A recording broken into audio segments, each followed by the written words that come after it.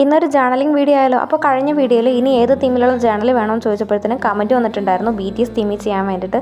അപ്പോൾ ഇന്ന് BTS തീമിലെ journal ആയാലോ. ഞാൻ ലോഗോ ജസ്റ്റ് ഒന്ന് പേപ്പറിൽ വരച്ച് കട്ട് ചെയ്തെടുത്ത് പേജിൻ്റെ മിഡിൽ ഭാഗത്തോട്ട് ഒട്ടിച്ചെടുക്കുവാണ്. അപ്പോൾ ഗ്രിഡ് ലൈൻ പേപ്പർ ഉള്ളവർക്ക് അതെടുക്കാവുന്നതാണ്. അപ്പോൾ എൻ്റെ കയ്യിൽ ഇല്ലാത്തത് കാരണം ഞാൻ ജസ്റ്റ് ഒന്ന് പേപ്പറിൽ വരച്ച് സ്ക്വയർ ഷേപ്പിൽ കട്ട് ചെയ്തെടുക്കുവാണ്. ഇനി പേജിൻ്റെ മുകൾ ഭാഗത്തോട്ടാണ് ഇത് ഒട്ടിച്ചെടുക്കുന്നത്. ആ ഗ്രിഡ് ലൈൻ പേപ്പർ തന്നെ കൈകൊണ്ട് ജസ്റ്റ് ഇതുപോലെ ഒന്ന് കീറി എടുത്തിട്ട് പേജിൻ്റെ താഴ്ഭാഗത്ത് കൂടെ ഒട്ടിച്ചു കൊടുക്കുന്നുണ്ട്. എൻ്റെ കയ്യിൽ BTSൻ്റെ സ്റ്റിക്കേഴ്സ് ഒന്നും ഇല്ലായിരുന്നു. അതുകൊണ്ട് ഞാൻ പിൻട്രസ്റ്റിൽ നിന്ന് ഡൗൺലോഡ് ചെയ്ത് പ്രിൻ്റ് എടുക്കുകയാണ് ചെയ്തിട്ടുണ്ടായിരുന്നത്. അപ്പോൾ എൻ്റെ കയ്യിൽ ബാക്കിയുണ്ടായിരുന്ന സ്റ്റിക്കേഴ്സ് എല്ലാം ഞാനിതിൽ ഒട്ടിച്ചു കൊടുക്കുകയാണ്. അപ്പോൾ ഞാൻ BTS ഫാനൊന്നുമല്ല. മുന്നേ എനിക്കിഷ്ടമായിരുന്നു BTSനെ. ഇപ്പം ഞാനങ്ങനെ അതിൻ്റെ വീഡിയോസ് കാണാറോ അങ്ങനെയൊന്നുമില്ല. ഇപ്പോൾ ഞാൻ BTS ഫാനല്ല.